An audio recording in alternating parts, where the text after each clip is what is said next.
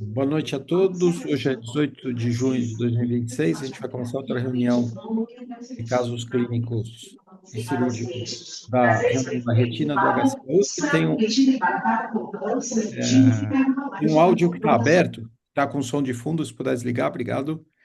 E a gente vai começar então com o caso clínico que vai ser apresentado pelo Hugo Tikawa, que é R3 do Serviço de Retina. Hugo?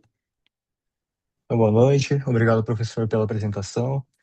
O caso clínico, primeiramente, quero agradecer pela condução do ambulatório ao Dr. José Henrique Fonseca e doutora Joyce Zay, e, claro, pela orientação na apresentação do Dr. Sérgio Pimentel. Então, é uma paciente do sexo feminino, de 17 anos, que deu entrada no pronto-socorro da instituição com relato de há 6 dias, cefaleia direita, associada à dor ocular nesse mesmo lado, baixa visão, fotopsias e listras no olhar. Não tinha antecedentes oftalmológicos nem familiares dignos de nota e, patologicamente, sinusite crônica associada a pólipos nasais. A acuidade visual com a melhor correção foi de 20/32 no olho direito e 20/20 à esquerda, sem alterações de reflexos fotomotores, sem alterações de motricidade ocular, e na biomicroscopia a única alteração eram traços celulares no segmento anterior, pressão intraocular dentro da normalidade também. Esse era o aspecto no fundo de olho, mostrando lesões hiperpigmentadas em ambos os olhos.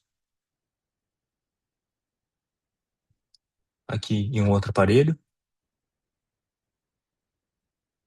Autofluorescência, mostrando as obras de hipoautofluorescência e hiperautofluorescência esparsas. O corte do ACT no olho direito.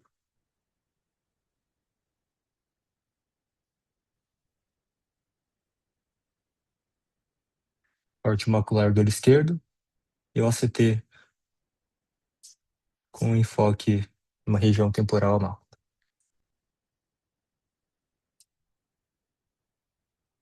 A angiofluoresceinografia do olho direito mostrou uma lesão temporal inferior à mácula com hiperfluorescência precoce e tardia.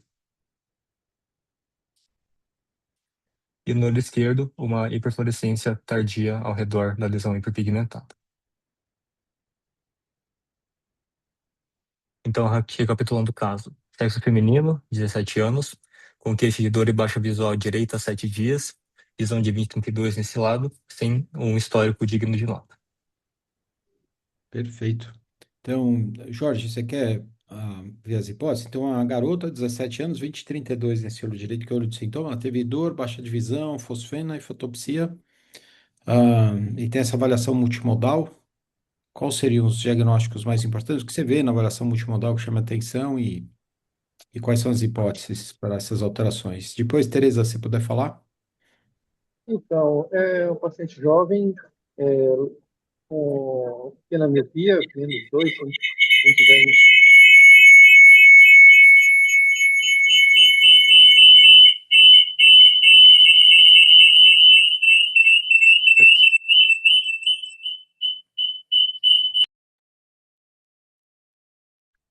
Você está soprando o apito também, Jorge? É isso? Não entendi, eu estou com o fone de ouvido e parado aqui, que deu Alguma, alguma interferência? essa Não tem problema. Agora está interferência sem aí. apito. Então, ela tem células in vitro, se você prestar atenção, as alterações Isso. pigmentares Isso. bilateral, certo?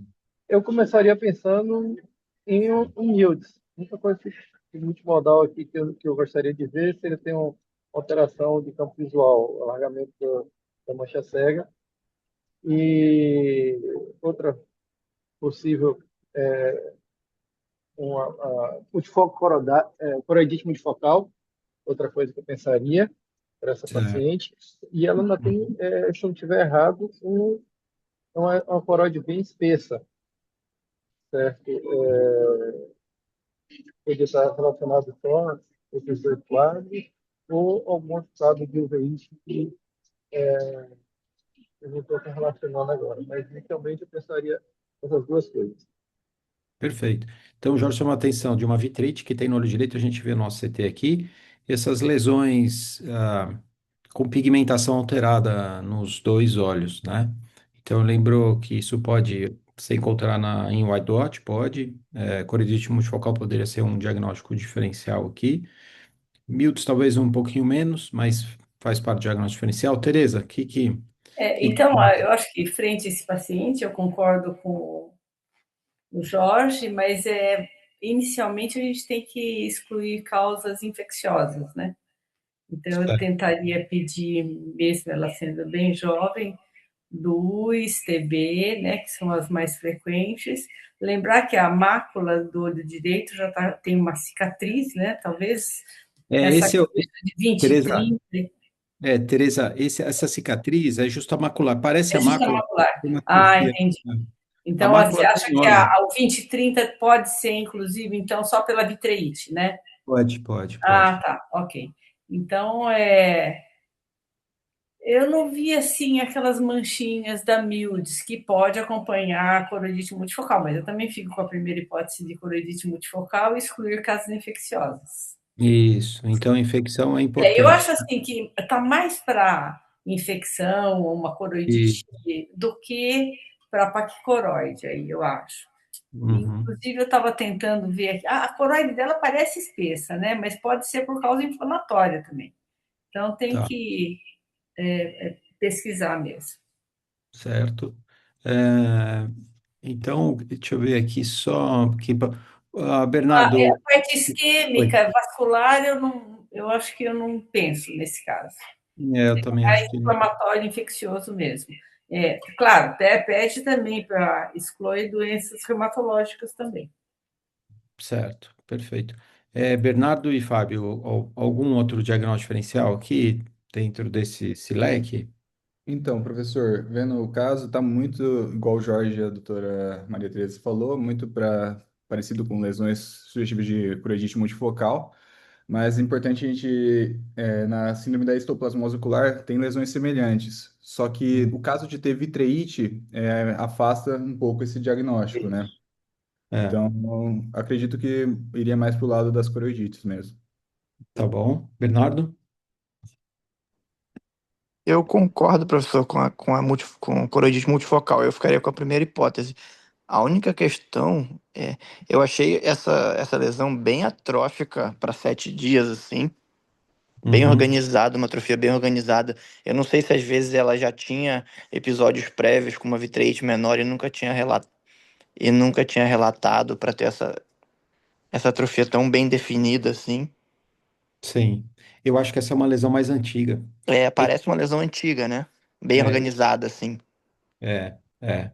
Então, é que o Hugo não colocou aqui o corte macular foveal aqui do olho A direito, ele fóvea tá bem acima disso aí, né? tá bem acima. E é normal, tá vendo? Ó, quer ver? Ela vai passar. Mas uma lesão com 7 dias, ela não costuma estar tão bem organizada a atrofia assim, né? Isso. É, Então, talvez os sintomas sejam 20/32, seja da vitreite, que a Maria Tereza chamou a atenção, de uma lesão que esteja ativa aí, né? Talvez aquela lesão temporal inferior que está esbranquiçada, certo? sim. Tá. O importante aí é a presença também da uveíte anterior, né? Quando eu tenho uveíte anterior, eu já fico um pouquinho mais suspeita com TB. Então, eu tenho que excluir TB um pouco mais rápido. Tá, mas Mas tem outra infecção que é comum que vocês não estão falando, hein? Toxoplasmose? É, Toxoplasmose. Toxoplasmose é o mais comum no Brasil. então. Então, é uma garota de 17 anos, com lesões cicatriciais, embora sejam pequenas, né? Com uma vitreite, com uma lesão ativa esbranquiçada, uma hipótese importante é toxo também, né? Além das outras, certo? Todo diferencial é importante, então acho que toxo entra também nesse diferencial, né? Tá bom, então, pelo que está dito aqui, o interessante é fazer um screening infeccioso nessa paciente, ver se ela tem alguma outra patologia sistêmica, né? Tem uma outra hipótese aqui que apareceu, sarcoidose. Sarcoidose, em geral, as lesões são de coroide, né? Que ela tem uma lesão retiniana, certo? Então é menos provável. Ela é 17 anos, eu acho que é menos provável, mas teria que fazer uma avaliação sistêmica para ver se tem alguma patologia, mas excluir principalmente essas causas infecciosas. Então, sorologias para TB, luz e toxo, né? Então vamos seguir, Hugo? Vamos ver o que tem mais de exames? Perfeitamente. Então, tudo isso foi levantado como hipótese, coridite multifocal, toxoplasmose, sarcoidose, outras causas infecciosas ou inflamatórias. Fizemos o screening sorológico para causas infecciosas e reumatológicas e veio compatível com infecção prévia para toxoplasmose, uma IgM negativo e IgG positivo. Exame de neuroimagem sem alterações, teste de tórax, então pensando tanto em TB quanto em sarcoidose, sem alterações. Diante disso, pensou-se primeiramente em toxoplasmose atípica e iniciou-se tratamento com Bactrim S a cada 12 horas, logo na apresentação, e prednisona meio miligrama a quilo, um pouquinho depois. Durante o segmento, cerca de uma semana após, houve uma redução bem importante da vitreite. Cerca de um mês após, a visão já recuperou 20/20 no olho direito. E nessa ocasião foi descoberta uma gestação de 7 semanas, então optou-se em mudar o tratamento para esperamicina, 1 grama a cada 8 horas, e iniciar o desmame da prednisona. Cerca de 2 meses após o tratamento, foi suspensa a esperamicina e suspensa a prednisona, com recuperação total da visão. Portanto, ficou como toxoplasmose atípica, porém o paciente segue em seguimento por ser uma possível retinocoridite esclarecida. Toxoplasmose foi apontada como a principal hipótese mais por prevalência. Certo, perfeito, perfeito. É, Jorge, Tereza, Fábio, algum comentário adicional? Eu Bernardo? acho assim que se for tóxico é um pouquinho atípico, né? São as lesões. Quando você tem a tóxico, você tem um brotamento de novas lesões ao lado da que você já tem, um pouquinho atípico. E ela tomou bastante tempo de corticoide, então não dá para fechar mesmo o diagnóstico com tóxico. Eu acho que tem que continuar observando como vocês estão fazendo mesmo, porque ela é bem Mas, atípica, eu concordo. tá, ótimo. É porque parece ser mais uma retinite interna, sabe? Por causa da toxo. Ah, A gente vê certo. mais, a gente vê mais isso, talvez, em toxo aguda, né? Mas aparece em toxoplasmose com IgG positivo e IgM negativo também, né?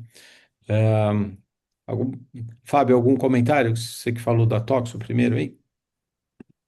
Acabei de atender um paciente de tox, professor, e também estava com uma reativação com lesão satélite, então são quadros que merecem atenção e muitas vezes não aparecem de forma típica, né?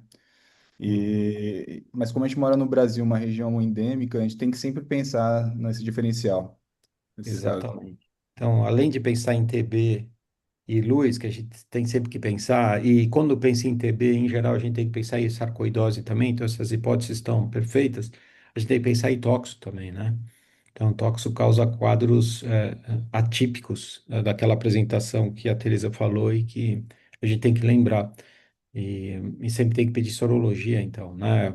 Se a gente for ver aqui, ela tem, olha, tem uma lesão que exuda, que afetou a mácula no início e que estava regredindo. Ela tem uma lesão temporal, a fóvea na retina interna. Tem uma lesão atrófica, que é essa que aparece no CT.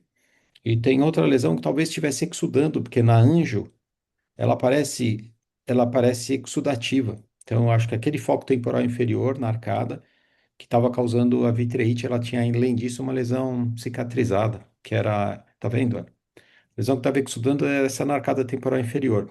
Aquela lesão macular que deu alteração justafoveal temporal inferior, ela é atrófica, que a gente vê o corte do OCT, né? E o outro olho, ela tinha uma lesão pequena também, então tinha um acometimento bilateral, mas um pouco menos atípico, um pouco menos típico, né? Do que a gente costuma ver com aquelas lesões grandes, coreo-retinianas. Então é isso. Perfeito. É um Em caso termos que. de epidemiologia de história, ela tinha alguma história de contato com gato, ou carne de porco cru, Então, alguma eu acho que. Mas história? eu acho que Ela todo tinha mundo tem, né? Acho que todo mundo tem, né? 80% acho, da população brasileira tem IgG positivo para tóxico. Eu acho que, em geral, eu tenho. Eu, Eu tenho eu tenho epidemiologia e pode ser, positiva. a gente pode pegar também pela água, né? Não é Tem só. uma curiosidade interessante, professor. Essa paciente que eu atendi hoje, ela cuidava de uma horta no sítio dela. E está tendo Sim, bastante essas hortas mais artesanais, o pessoal está fazendo, né? orgânicas. Orgânicas, isso. E aí, e a gente tem visto que pelo menos uns 2 ou 3 pacientes eu vi que pegou a toxoplasmose por conta da água, não lavar tão bem as verduras e tudo, e Isso. a principal fonte está sendo desses casos. É interessante, né? O putz, tóxico é muito prevalente. A gente tem que lembrar sempre. A gente pensa em doenças mais graves, né? Como TB e luz, mas talvez doenças menos graves, como tóxico, a gente tem que lembrar sempre, né? E então, Teresa, às vezes a epidemiologia, eu concordo com vocês, tem que perguntar sempre. Mas às vezes a epidemiologia não é muito clara e a pessoa tem esse contato, né? Mesmo com água contaminada mesmo. Quando a gente passava na uveíte, no HC, o Edilberto, sei lá, eles tratavam quando a lesão com corticoide, quando a lesão de tóxico estava peripapilar ou perifovial. Aqui as duas lesões são extrafoviais, as exudativas, eu estou falando. É. Nesse caso também toma tudo isso de corticoide? Qual é a conduta atual? Então, eu fui num congresso de uveíte agora em Belo Horizonte, Congresso Brasileiro de Uveítes. Foi semana retrasada. Excelente congresso, excelente congresso. E assim, não é um consenso, mas tem muita gente que trata com corticoide para diminuir a inflamação e que usa Bactrim por mais de 40 dias, que é o que a gente costuma usar, até por 60 dias, para evitar recidiva, sabe? E tem pessoas que usam clindamicina intravítrea, em focos mais próximos da mácula, com risco de perda visual, para ter uma ação mais rápida, ao invés do Bactrim.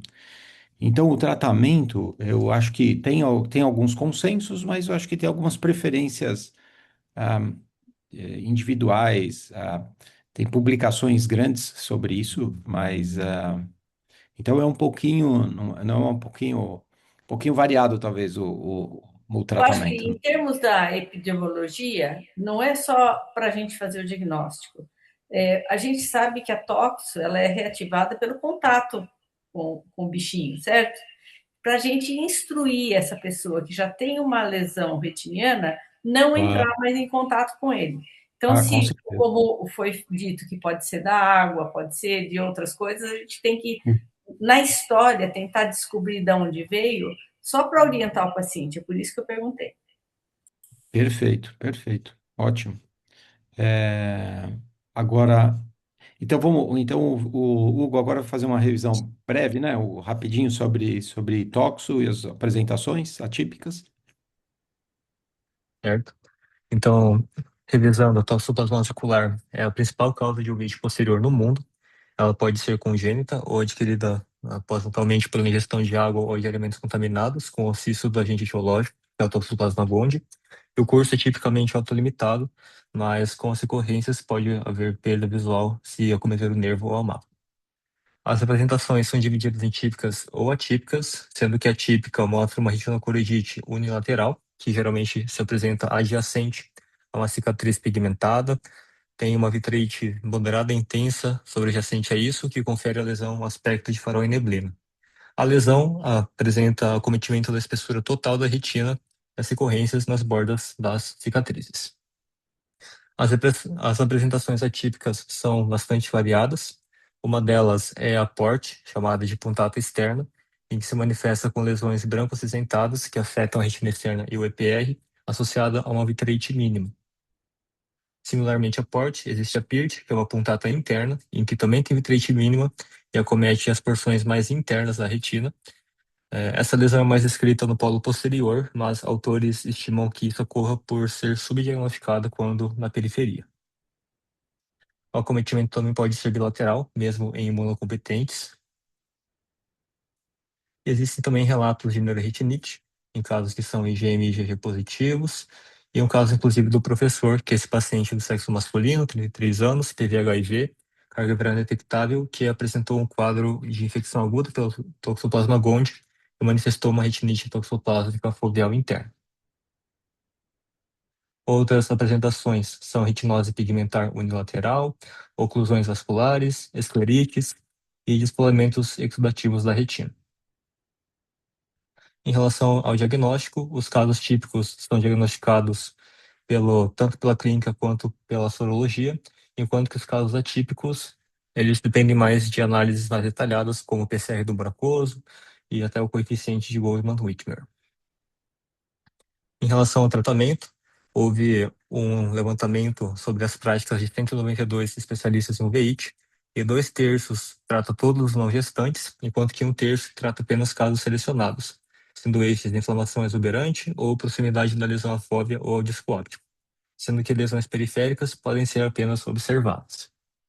O antimicrobiano atualmente escolhido primeiramente é o sulfametoxazol com trimethoprim, sendo a primeira linha em 2/3 dos especialistas, mas historicamente o antibiótico mais usado era a pirimetamina com sulfadiazina, caindo em desuso pela maior gama de efeitos colaterais, durando geralmente 6 semanas de tratamento.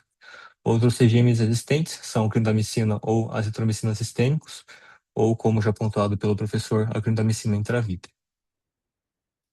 O corticosteroide adjuvante, quando optado em ser utilizado, geralmente pela via sistêmica, mas também pode ser administrado pela via intravítrea.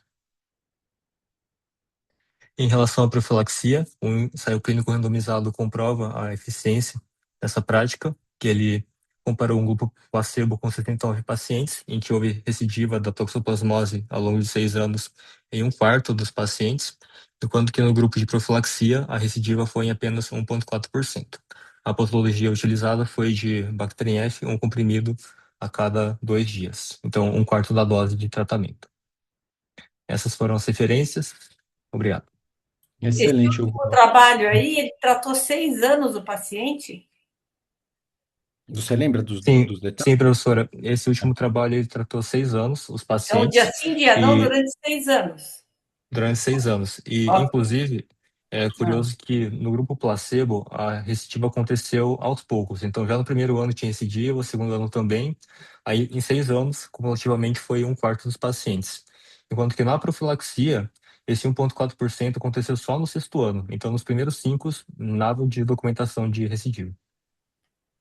Como a profilaxia é importante, né, Teresa? Provavelmente depois do sexto ano o pessoal descontinuou, falou, não vou ter mais, para tomar, e apareceram E a dose é muito baixa, o efeito colateral do Bactrim F é muito pequeno, né? Então, eu acho que se a lesão for próxima da fóbia, se o sintoma em crianças, quadros unilaterais que a pessoa pode não perceber, eu acho que é importante você avaliar a profilaxia, né? Em geral, a profilaxia que o pessoal usa é um tempo menor, né?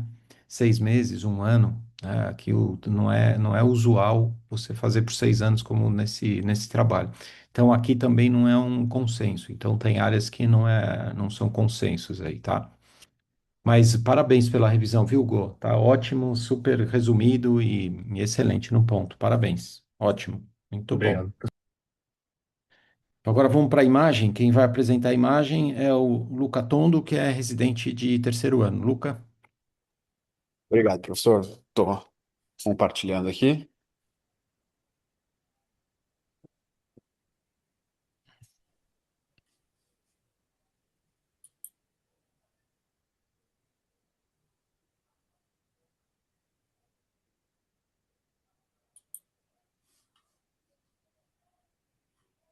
Depois, Então, Hugo, antes de você começar, é bom claro, colocar os fellows aqui, os preceptores. Ó, a Lorena Lago está aqui sem ser co-anfitriã. Assim que você puder, você coloca depois da apresentação a Glenda, tá? Então, tem algumas pessoas, o Tomás Minelli, a Thais Câmara, tá? Pode claro. seguir. Certo, então, boa noite a todos. Me chamo Lucas, sou residente aqui do terceiro ano do serviço e vou apresentar a imagem da semana. Vou começar aqui com uma retinografia de ambos os olhos de grande angular, sem mais informações sobre o paciente. Muito bom, bonita a imagem, né? Então, diagnósticos diferenciais aqui para esse quadro desses pontinhos esbranquiçados, simétricos, bilaterais, poupando a região macular, polo posterior, e acometendo, então, a porção mais posterior das arcadas, equador, e até equador anterior. Onde vocês já viram lesões parecidas?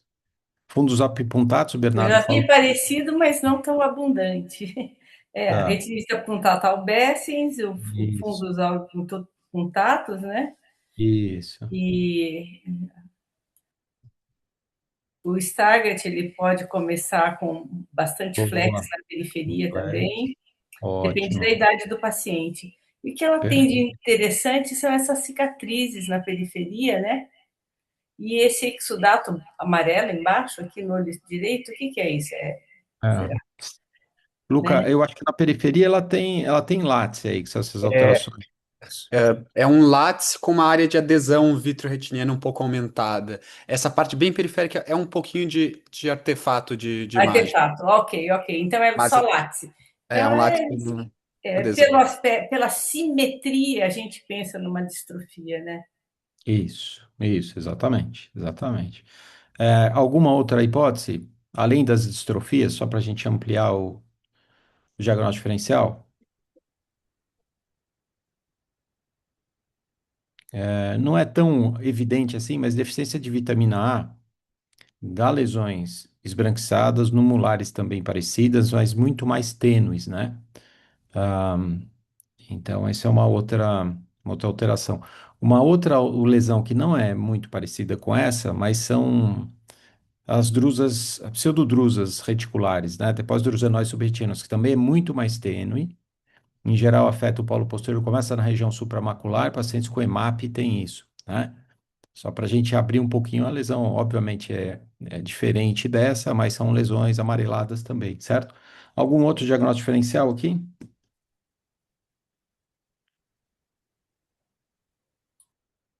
Drusas familiares, certo? E falta o que o paciente tem, né, Luca? É, O diagnóstico é, o diagnóstico é mais incomum aqui. mas eu admito que a gente foi para algo bastante raro, a exceção da exceção. Isso. Então pode seguir, pode seguir. Vê se você tem mais alguma dica ou você já vai falar do diagnóstico. É. Então essas lesões são hiperautofluorescentes, né? Bonitas essas imagens, né? Muito bonitas. Pode ir descrevendo, Luca. Tá sem o áudio. Então, é tão Perdão, bonito, professor, estava falando característico. aqui com o áudio mutado. Então, temos É. as lesões aqui hiperaltofluorescentes, né, em ambos os olhos. O olho esquerdo ficou um pouco mais tremido a imagem. E o OCT de ambos os olhos, como a gente consegue ver na própria retinografia, toda a região da mácula é preservada. Aqui é um corte um pouco mais periférico numa das regiões que pega essas lesões hiperaltofluorescentes. A gente consegue ver aqui a localização dessas lesões. Pela posição aí, parece que está o depósito entre o EPR e a BRU, poderia ser alguma depósito de monoglobulina, sei lá, porque pela localização aí no OCT, poderia pensar nisso, sei lá. Aqui parece estar acima do EPR, não parece, Teresa? Aqui parece pseudodrusa, tá? É, Exatamente abaixo da A retina, tá certo, lipizoide, é da limite, subretiniano mesmo. é Agora que eu estou vendo. subretiniano. É. Não é, não. E é tão bonita essas imagens, tão características, e fica difícil até de abrir muito diagnóstico diferencial, porque não tem tanta coisa tão simétrica e tão bonita assim. E É. pelo corte de cima da mácula, tudo está difícil de ver alguma coisa nítida ali, mas parece bem normal, né? Sim, a mácula parece ser Acaba normal. ser bem normal. Então é só periférico mesmo. Eu acho que os dois diagnósticos diferenciais mais importantes, Teresa, foram o que você falou, o fundos Claro. orbitados, né, a retinite punctata albécea, certo? São os dois principais, né? E o Bernardo falou também do fundos orbitados, certo? Pode seguir, Luca. Certo, então, aqui um resumo aqui das imagens, isso um pouco de dados clínicos do paciente de 10 anos, masculino, que foi encontrado essa alteração de fundo de olho num exame de rotina, sem nenhuma queixa, sem nictalopia, visão de 20/20 em ambos os olhos, uma Então, miopia de menos 6 em ambos os olhos. só para a gente lembrar, então, reforçar a ideia de simetria com alteração herdada, né? Alteração genética, então uma paciente ainda criança, 10 anos, então você tem que investigar familiares, provavelmente os familiares devem ter alguém afetado, e daí você faz um painel genético para fechar o diagnóstico, né? Isso é importante, né? O Luca omitiu a idade para a gente não falar diretamente de distrofia, né, Luca? Mas é Perfeito, isso, professor. visão boa, porque a gente vê no CT a fóvea preservada, míope, que eu acho que pode fazer parte da síndrome, né? É, e a avaliação familiar vai ser importante, né? Junto com o painel genético.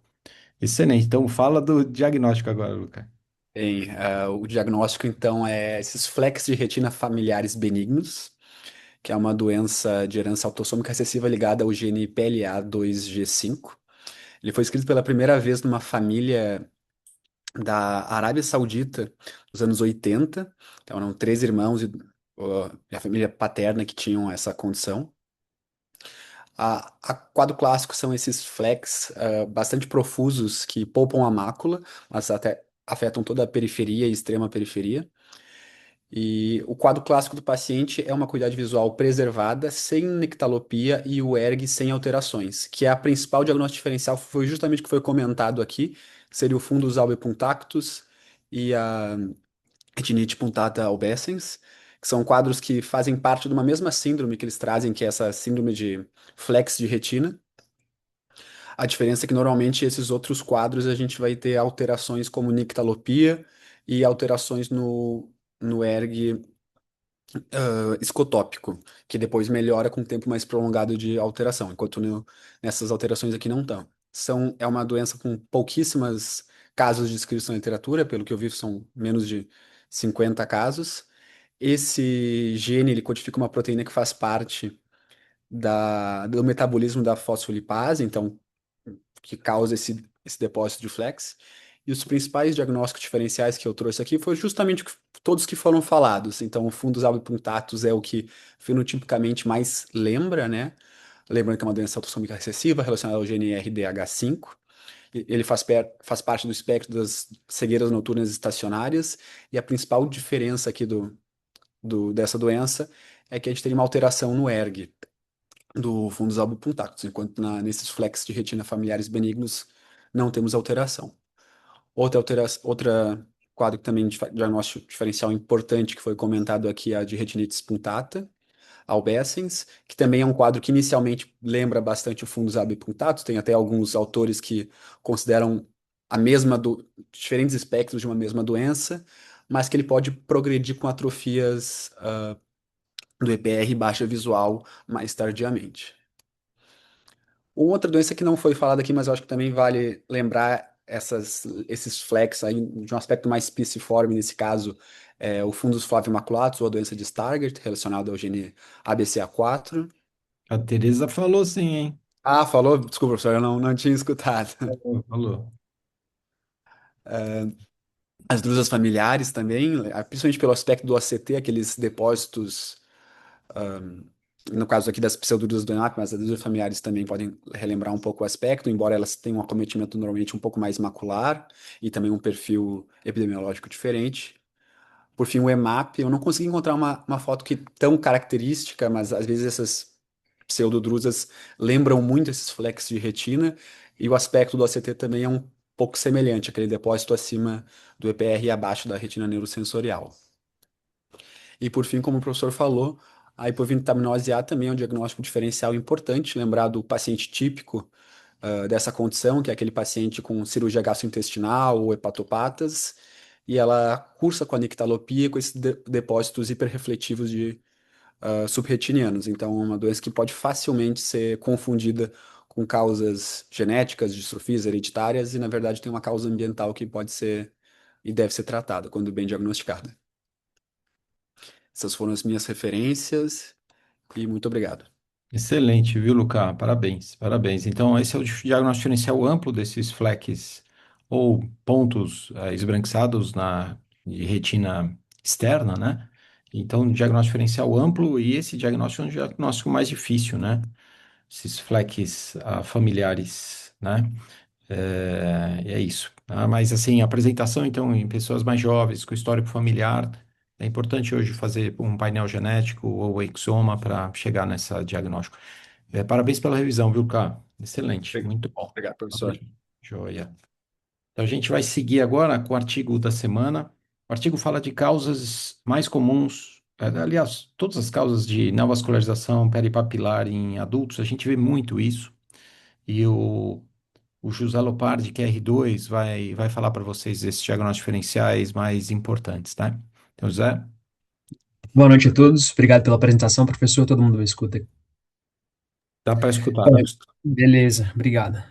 Meu nome é José Lopardi, sou residente do segundo ano aqui. Gostaria de agradecer ao Dr. Sérgio pela ajuda na elaboração da apresentação e também pela escolha do artigo.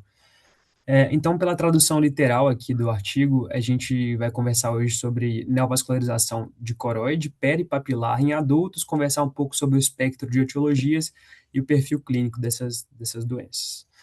Bom, o artigo começa definindo o que seria uma neovascularização de coroide peripapilar. Seriam as lesões que são a neovascularização de coroide que distam até 2 milímetros da borda do disco. Cita também que as neovascularizações mais comuns, nesse caso, são as do tipo 1 e tipo 2. No tipo 1, então, a membrana se localiza entre a membrana de Bru e o EPR. Na angiofluorescenografia, naquele padrão oculto, e pode ter no ACT também o sinal do SIRE, né, que é o Shallow Irregular RPE Elevation, seria a elevação do epitélio pigmentado da retina raso e irregular, e o sinal da dupla camada no ACT. Enquanto que a membrana do tipo 2, ela se localiza abaixo da retina neurosensorial, acima do EPR, no padrão clássico na angiofluorescenografia, uma lesão bem delimitada, e pode ter esse padrão de material hiperrefletivo subretiniano no ACT. Então, o artigo ele se propõe a avaliar essas lesões de acordo com o tamanho dela, o número de horas de acometimento peripapilar e a distância em relação à fóvea, classificando essas lesões como massivas se elas forem mais que 180 graus de acometimento peripapilar ou 3 vezes e meia a área do disco. Aqui eu trago algumas imagens para representar a membrana tipo 1 e a tipo 2, a tipo 1 com o sinal do SIRE aqui no ACT, e a tipo 2 com material subretiniano hiperrefletivo, aqui na segunda imagem. Então, o objetivo do artigo foi de caracterizar essas lesões de neovascularização de coroide peripapilar virgem de tratamento em diversas etiologias, integrar aí achados clínicos de imagem, as diferentes etiologias, e definir o prognóstico clínico em relação ao desfecho visual. Em relação aos métodos do artigo, foi um artigo multicêntrico, baseado em uma série de casos, retrospectivo e observacional. Os critérios de inclusão, então, foram as neovascularizações de coroide peripapilar virgem de tratamento, e aí são as lesões que, como eu já citei anteriormente, contidas em até 2 milímetros da borda do disco, em que pelo menos 50% da lesão está nessa área, e com documentação detalhada multimodal, tanto peripapilar quanto macular. Os critérios de exclusão, por sua vez, foram os tratamentos prévios, então eles só pegaram os pacientes virgens de tratamento, ou alguma outra doença da interface vitreoretiniana de outra etiologia que não as que estavam sendo estudadas. E a neovascularização de coroide tipo 3, por serem muito raras nessa localização e geralmente ligadas a DMRI. Então, eles, especialistas em retina, né, os retinólogos experientes foram selecionados, foram colocados para avaliar essa avaliação multimodal de cada lesão e triar essas lesões em diferentes etiologias. Então, eles conseguiram triar em diferentes grupos que foram DMRI, estrias angioides, miopia patológica, doenças do espectro da placa coroide, doenças inflamatórias, as doenças relacionadas aos tumores de retina ou coroide, malformações do nervo óptico ou doenças idiopáticas. Eles fizeram uma avaliação por ACT no baseline dos pacientes e conseguiram avaliar pelo menos 5, 6 fatores que foram os tipos de neovascularização, então separaram em tipo 1 ou tipo 2, a presença de líquido sub- ou intrarretiniano, o quadrante envolvido pela neovascularização, se foi temporal, nasal, superior ou inferior, o número de horas de relógio e o acometimento foveal, se havia sinais de exudação dentro de 1 milímetro do centro da fóvea. No follow-up, esses exames foram repetidos, eu vou citar depois, mas na maioria das vezes, em 30 meses de seguimento, eles reavaliaram esses sinais. A análise estatística, então, separou variáveis contínuas e categóricas. As contínuas foram avaliadas de acordo com a mediana e intervalo interquartil, e as categóricas de acordo com frequência absoluta e porcentagem. O que é mais interessante agora do artigo foram os resultados. Eu trouxe aqui as próprias tabelas que eles colocaram nos artigos. Então, essa tabela de baixo aqui mostra a proporção de acordo com a etiologia. A gente consegue ver que 52% praticamente das lesões foram relacionadas ao DMRI, 27,6% ao espectro da PAC coroide, 6,4% às estrias angioides e as outras etiologias foram agrupadas correspondendo a aproximadamente 14%. Em outras etiologias, eu coloquei aqui na tabela à direita, que eles usam no próprio artigo, estão inclusas miopia, doenças, condições inflamatórias, tumores, malformações do nervo óptico e até do espectro mais idiopático. Então, eles tentaram cruzar essas informações de etiologia com as variáveis aqui demográficas.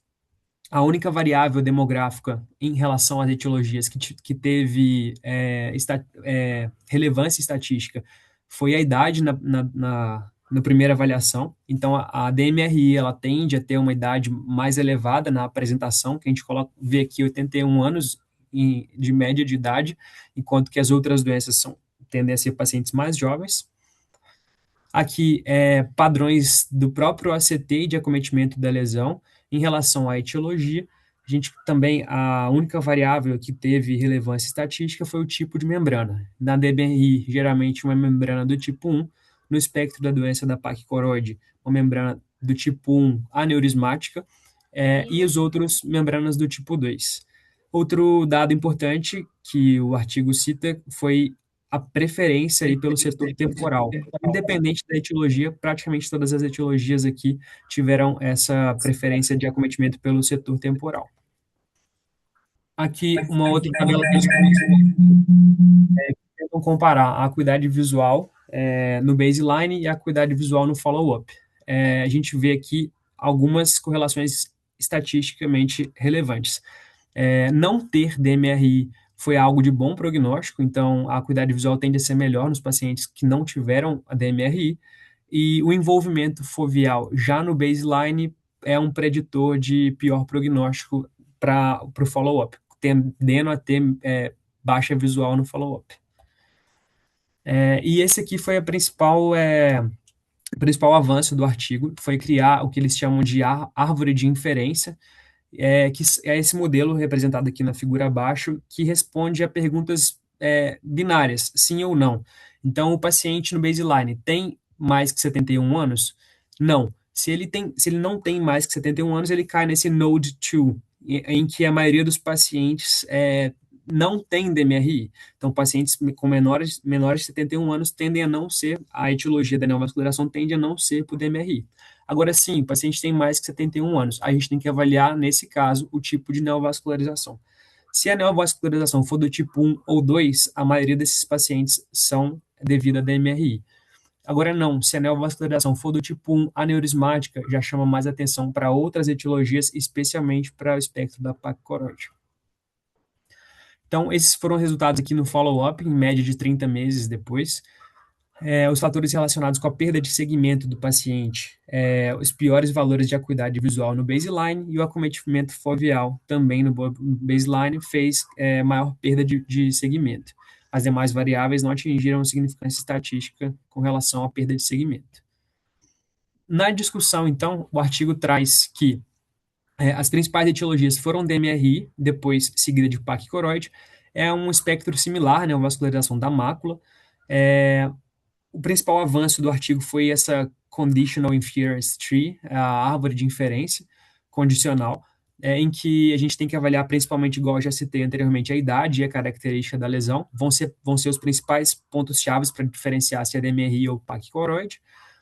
E essa árvore tem que ser usada aí para guiar a suspeição etiológica, tentando aí trazer o melhor resultado de tratamento para o paciente. A gente sabe que são tratamentos diferentes, no espectro da placa coroide, podendo aí ser utilizada o PDT, né, com VT-porfina e outros tipos de tratamento, enquanto o DMRI é mais restrito com relação a isso, e também determinar o prognóstico da lesão.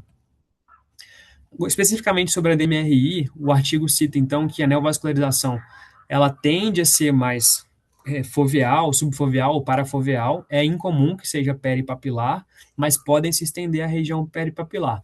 E o artigo, então, cita que a gente deveria ampliar nossa avaliação da DMRI também para a região peripapilar, e além de ampliar essa avaliação para a região peripapilar, que a gente não se restrinja a avaliar o setor somente temporal, que é o mais acometido e o mais fácil de ser avaliado, mas que também o setor nasal é muito importante ser avaliado, apesar da limitação tecnológica das avaliações. Já para o espectro da placa coroide, a gente já tende a ter um olhar mais atento para a região peripapilar, por conta até da síndrome da placa coroide peripapilar, que pode cursar aí com fluidos intra- ou subretinianos, dobras de coroide, o crowded disc, o edema do disco óptico. Então, a gente já tende a ter uma avaliação mais pormenorizada dessa região. No estudo, tanto no estudo quanto na literatura, o tipo de neovascularização foi tipo 1 ou tipo 1 com aneurismática, mais frequente. Os pacientes tendem a ser mais jovens em comparação com a DMRI e sim acometer a região temporal do disco. As estrias angioides, agora, o artigo cita que também geralmente são etiologias que a gente tende a olhar mais para a região peripapilar inicialmente, ao contrário da DMRI, porque essas lesões começam então na região peripapilar. Em contraste aqui com a literatura, no estudo foi achado principalmente membranas do tipo 1 ou tipo 1 com lesão aneurismática. As do tipo 2 são menos frequentes no estudo, mas não são infrequentes também, e são associadas com pior prognóstico. O estudo ainda cita que a principal limitação aí foi ter sido um estudo retrospectivo, com possibilidade de viés de seleção, e outras limitações, diferentes usos de aparelhos de OCT, foi um estudo multicêntrico, em 13 centros transcontinental, então aparelhos diferentes foram utilizados. A classificação equivocada da doença de base, porque foram retinólogos que triaram essas doenças, então está sujeita a falha, e a avaliação limitada do setor peripapilar nasal. Então, como conclusão, existem diversas etiologias para neovascularização de coroide peripapilar. Cada etiologia pode apresentar seu perfil clínico, demográfico e multimodal, que vai conferir um tipo de especificidade para cada etiologia. E aí o principal avanço desse artigo foi a confecção dessa Conditional Inference Tree, que pode ajudar na determinação etiológica, dando suporte ao tratamento e prognóstico da neovascularização peripapilar. Essa era a apresentação, gostaria de agradecer a atenção de todos. Parabéns, Zé. Excelente, excelente apresentação, viu? E a gente vê bastante, né? Na vascularização peripapilar, então tá aí um diagnóstico diferencial que o Zé apresentou e até uma, uma avaliação desses diagnósticos diferenciais. Lembrando que quando eles falam de PAC coroide, a vasculopatia polipoidal de coroide, né? A polipoidal está incluída nesse grupo, tá? Não é incomum você ter neovasos peripapilares relacionados a, a polipoidal, né? Então, parabéns, parabéns, Zé, excelente, tá? Então, quando vocês tiverem o próximo caso Obrigado. de neovascularização peripapilar, é só checar o artigo que o José descreveu, tá? Agora a gente vai fazer uma apresentação do caso cirúrgico. Quem vai apresentar o caso cirúrgico vai ser o Fábio Gomes, fez residência, fellow e preceptoria no HC. E ele está como médico colaborador, está ajudando aqui nas apresentações. Então eu agradeço muito ao Fábio pela presença e pelo caso que ele vai mostrar. É isso, professor. Eu que agradeço você pelo convite. Sempre muito bom estar aqui para apresentar com vocês. É, Gostaria de agradecer você, o professor Leandro, o André Creus, por terem acompanhado na apresentação e indicação do caso, tá? O Dr. Guilherme Fonseca por ter participado da cirurgia e o Dr. João Bezerra por ter conduzido o caso aí no HC. Dando sequência, o caso é de um paciente do sexo masculino, 59 anos, que deu entrada no HC por conta de um trauma contuso com ruptura de globo no PS. Ele teve uma ruptura de globo numa região de um flap escleral prévio, que ele tinha feito previamente uma vitrectomia com fixação escleral da lente, 3 peças, num serviço externo. E aí, devido a essa ruptura do globo, deu entrada no PS, onde o João Bezerra fez a sutura da ruptura do globo.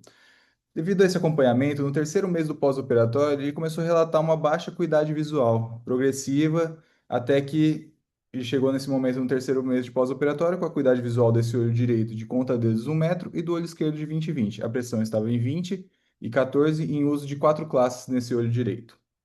Na biomicroscopia, a gente já consegue identificar uma iridodiálise ali da região das 9 até as 2 horas. A gente consegue ver o ático da lente fixado ali na região. E em cima, a gente consegue ver que a conjuntiva já sofreu um pouquinho, já sofreu cirurgias prévias, tem alguma fibrose ali. E dando sequência, a gente consegue ver na retinografia uma membrana hipertiniana bem evidenciável ali, que está tracionando tudo, provavelmente por conta de uma hialoide que sobrou da vitrectomia prévia de 2020, um resquício de hialoide que, devido ao trauma, inflamou e tracionou essa região macular. A gente consegue ver que ela está conectando tanto a região macular quanto a região inferior. Aqui é o OCT, onde a gente consegue ver essas traves, essas membranas tracionando e distorcendo toda a retina interna e retina externa, causando até algumas alterações bem, bem evidenciáveis. E agora um resuminho do caso, a gente consegue ver o paciente de sexo masculino, 59 anos, com baixa acuidade visual, secundária ao trauma e uma membrana epiteliana que já estava com evolução há 3 meses. E devido a esse quadro, eu queria fazer algum questionamento, como qual que é o planejamento cirúrgico desse caso e a indicação para o caso, e quais cuidados a gente tem que ter no intraoperatório, visto que ele já fez uma vitrectomia, já tem um flap superior e tem esses áticos tanto às 3 e 9 horas fixados ali para a gente tomar cuidado. Pensando na correção da iridodiálise, no reparo da iridodiálise, como planejaria para fazer essa cirurgia? E gostaria de ouvir a opinião de vocês.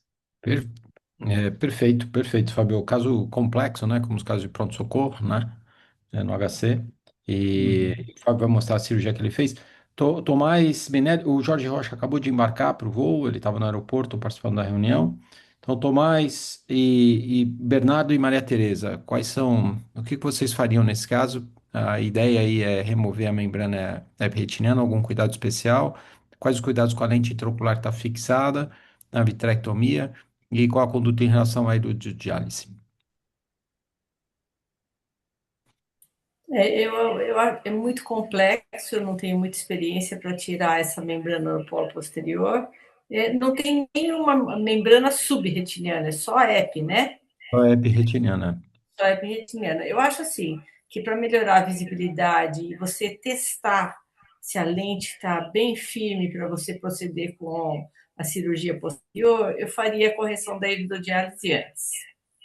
Então, daí eu Tá, deixaria a pupila redondinha para ter melhor visibilidade e já testaria se a lente intraocular está firme para você poder progredir. E daí faria a retirada da membrana com Trianci e depois, se fosse possível, retiraria a membrana limitante interna. Eu acho assim, muito grosseira essa membrana retiniana para a gente não acreditar que tenha nada na periferia.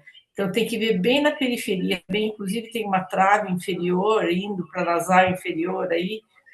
aham, Eu acho que tem que avaliar bem essa base e na hora que for tracionar essa retirada do polo posterior, tem que ver se você não vai fazer uma ruptura periférica. Esses são os cuidados que eu tomaria. perfeito, excelente. Lembrando que essa membrana é um estágio 4, né? As estruturas da retina interna, a gente não consegue diferenciar. A retina externa, talvez um pouquinho mais. Então, o prognóstico visual não vai ser muito bom, né, em relação à recuperação funcional. É, Tomás e Bernardo.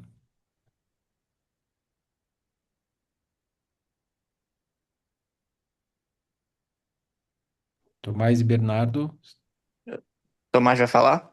Posso Eu ia falar? deixar o Bernardo falar primeiro. Não, tô Fala, brincando. Pode Tomás. você primeiro. Eu Fala, concordo Tomás. com o professor Maria Tereza. Eu eu acho que eu tentaria, já que vai recuperar o paciente, tentar corrigir a hidrodiálise. Tem a sinolona importante, pensando no que o Fábio falou de provavelmente ter algum resquício de hialoide, mesmo que isso possa acontecer sem isso, sem ter esse resquício, a membrana Uhum. mais importante. Não acrescentaria nada não, só ter muito cuidado porque é uma membrana que é mais aderida, tentar fazer o peeling o mais delicado possível. Essas membranas secundárias, em relação às idiopáticas que a gente costuma operar, a adesão é muito maior e o crescimento também, então é difícil de você remover, com certeza. Fora as aderências em outros setores, como né, você chamaram a atenção. E nesse caso, como é uma membrana desse estágio 4 secundária, eu não teria dúvida entre fazer o peeling da membrana limitante junto ou não. Faria com certeza. Sim, perfeito. Bernardo, alguma outra dica? Olha, uma outra opção, professor, que eu pensei para o início, pensando na diálise aí de íris, é eventualmente se você não conseguir fazer a sutura ali para corrigir, você colocar um gancho de íris também, para regularizar um pouco, pelo menos sair do eixo ali, para você conseguir fazer a vitrectomia, sem que aquilo Uhum. ali te atrapalhe, essa discoria aí, né? Isso, perfeito. Bota um gancho ali superior ali para esse temporal ali. Certo. e regulariza um pouquinho antes de começar a vitrectomia. E cuidado com os trocáter sempre, né? Já naquela região do flap e até dos ápticos, para não Da perder fixação da lente, da né? fixação. É. Tá, isso. Então, certo. Fábio, todos os cuidados são esses que você tomou na cirurgia, né? Foi Mostra isso mesmo. como você fez e os cuidados que você teve aí, como você fez tecnicamente a cirurgia. Perfeito. Os cuidados foram todos falados.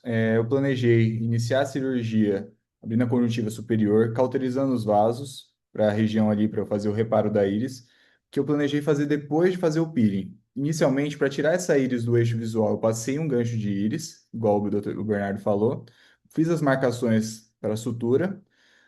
A infusão eu planejei passar nasal inferior. Por quê? Porque eu ia precisar me posicionar temporal para fazer a sutura.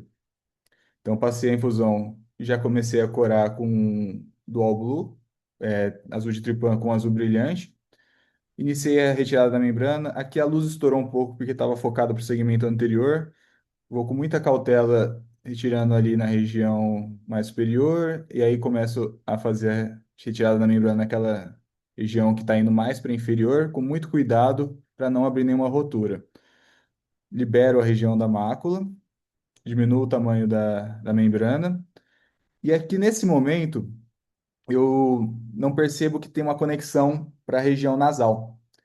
E acaba que abre uma rotura iatrogênica, né, na manipulação da membrana. Coro novamente, que o planejado seria tirar a membrana epiteliana, depois tirar a limitante para liberar qualquer tipo de tração, para melhorar também a anatomia dessa mácula. Realizo laser na região.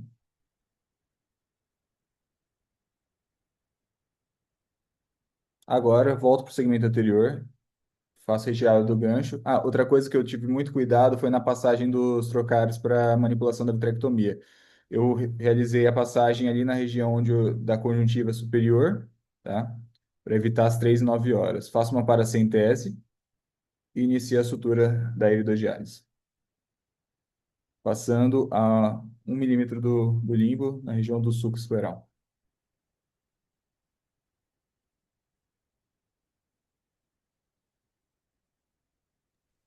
Fábio, esse frio é um prolene? É um Prolene 10 zeros, biagulhado. 10 anos. Tá, isso, ótimo. Aí aqui já conseguimos ter uma pupila um pouquinho mais formada. Ficou difícil de fazer a sutura completa por conta que já tinha um encarceramento de íris na região da ruptura do globo. Então, estava muito difícil manipular e a íris muito rarefeita. Preferi dar um único ponto. E, por fim, por conta da rotura e um leve descolamento naquela região, eu preferi deixar com gás, C3F8 a 10%.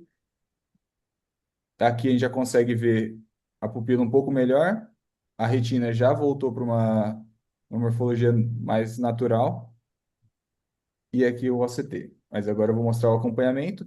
No primeiro pós-operatório, ainda com um pouquinho de gás ali em absorção, a gente consegue ver que já estava um aspecto bem melhor do que o anterior, mas ainda com muitos cistos intraretinianos, por conta da tração prévia, né? O paciente já passou de ponta dedos a 1 metro para 20/400, e agora no acompanhamento de 6 meses, a gente consegue ver um aspecto bem melhor da retina desse paciente, a pupila bem mais anatômica e uma acuidade visual com correção de 20/200. Acredito que não melhorará muito mais que 20/200 por conta da fixação, ele tem um astigmatismo bem elevado por conta das suturas prévias e da fixação, mas o paciente está bem satisfeito da visão anterior para a cirurgia agora com 6 meses de pós-operatório. Excelente. E também ele perdeu retina externa aí, né? No CT a gente vê também, né? Então, mas anatomicamente ele melhorou muito. Funcionalmente é difícil, depende do tempo da cirurgia, né? Depende de outras condições Mas de associadas. 20.200 para conta dedos é uma grande melhora, né? Sim, também. A gente sempre quer mais, né? Mas eu assim, eu concordo. Então, o resultado funcional adequado, né? Não é, mas melhorou bastante, não é ótimo, mas melhorou muito. Mas anatomicamente, o que o Fábio se propôs, ele resolveu espetacularmente bem, né? Então, você vê E até, eu até pensando em retrospecto agora, viu, Sérgio? teria Aham. sido ruim fazer a sutura da íris antes, principalmente porque ia fechar a pupila. Se dá uma espetada na íris, a pupila fecha. Então, acho que foi uma ótima decisão dele de colocar os ganchos. Isso, e fazer, não se, e fazer depois, né? Complementando, né? Excelente, Fábio, parabéns, viu? Bernardo e Tomás, comentários aí, técnicas alternativas. Eu ia comentar que vale a pena mandar esse paciente para a córnea, ver se adapta uma lente de contato rígida, que ele deve, pode ser que ele melhore até mais a visão. Pode ser, Tá? excelente, Porque a ótimo. córnea é bem ruim, acho que, pelo menos Uhum, nessa foto, acho que ele melhoraria mais. uhum, ótimo. Mas, e Alguma... pareceu realmente o que o Fábio falou, de que parecia que essa hialoide estava aderida mesmo, porque esse peeling subiu muito mais periférico. Não tanto, né? Porque aqui no vídeo parecia mais, mas você vê que É, parecia que tinha algo conectando até a parte mais anterior, ou base uhum. vítrea. E é importante, você vê essa adesão temporal inferior, né, que acabou formando aquela ruptura, não é incomum a gente ter ruptura iatrogênica, né, apesar de todo cuidado que o Fábio teve, às vezes a adesão você não percebe mesmo, você quer remover para diminuir essa atração, faz uma ruptura, o importante é perceber que você causou a lesão, ou eventualmente até uma lesão prévia que você não tenha visto, e tratar adequadamente como ele fez o laser, dá para ver aí na retinografia embaixo à direita, né. É, Bernardo, comentários, alguma outra observação? Não, acho que a cirurgia foi linda, o resultado tá muito bom pro que era. Lembrando que o paciente tinha uma ruptura de globo, né? Para ele chegar a Claro. um 20/200 com o olho totalmente razoavelmente saudável é incrível, né? E só duas coisas, eu sei que no HC não tem, eu deixaria com SF6. Eu sei que no HC tem o C3F8, né? Mas só para comentar, eu acho que nesse caso, como Isso. não tinha nenhum descolamento, eu acho que é até melhor para o paciente, né? Para o retorno das Uhum. atividades e tudo. E Uhum. eu geralmente faço uma iridotomia cirúrgica inferior quando o paciente é fixado ou afásico, para Uhum. evitar um bloqueio pupilar, eventualmente, alguma coisa assim no pós-operatório imediato, né? Você viu que terminou com ar Isso, na câmara anterior, enfim. Só observações mesmo. isso, bem lembrado, tá? Uma iridotomia inferior no paciente que não tem cristalino ou não tem lente intraocular, paciente afásico, você pode ter um bloqueio pupilar, perfeito. É isso. Então, Fábio, algum comentário a mais sobre esse caso brilhante que você operou, não? Ah, tranquilo, eu queria agradecer você, professor Sérgio, Bernardo, Tomás, doutora Maria, Tereza, por conta das discussões. Graças a Deus deu tudo certo e estou muito feliz em estar aqui apresentando para vocês novamente. Joia. A gente que agradece, viu, Fábio? Obrigado, tá? Obrigado. Então, olha, queria agradecer a todos a apresentação do caso cirúrgico do Fábio Gomes, a discussão aqui da Maria Tereza Bonanomi, do Bernardo Kestelman, eh, do Tomás Minelli ah, e do Jorge Rocha, que teve que sair mais cedo. A apresentação do artigo do José Lopardi, que é R2. A apresentação da imagem do Luca Tondo, que é R3. E o caso clínico do Ichikawa, que também é R3, né? E agradecer a participação de todos, aqui os comentários que vocês colocaram, e agradecer ao pessoal que vai assistir pelo YouTube, pelo Retina USP, todo o congresso que a gente vai, sempre todo o pessoal agradece pelo acesso gratuito, o alto nível das discussões e dos casos que os residentes e os fellows apresentam. Então, a gente está muito feliz de participar dessa reunião e da colaboração de todos vocês, tá? Então é isso. Amanhã tem Jogo do Brasil, né? Vamos golear o Haiti. Vamos que E, vamos. Se não, fica difícil, Parabéns né? a todos, boa noite. Neymar não joga amanhã. De novo. Exato. Espero que o Henrique entre amanhã. Tem É, que entrar, né? Tem que entrar, E o senão. Canadá do Tomás aí tá goleando também, hein, professor? tá goleando, mas um a mais, Jogou hoje, porque os Estados tá Unidos ganhou. jogando, tá jogando. Tá jogando agora? Boa, boa. Torcemos para vários. Eu torci para Argentina, torci para o Messi. Eu assisti o Messi fazendo 3 gols. Fui dormir de madrugada para ver isso. A Copa tá bacana, muito bacana. Tem muitos times bons de ver. Inglaterra jogou muito bem, a França jogou muito bem, a Colômbia jogou bem, Os os Estados Estados Unidos jogou Unidos bem. Estados Unidos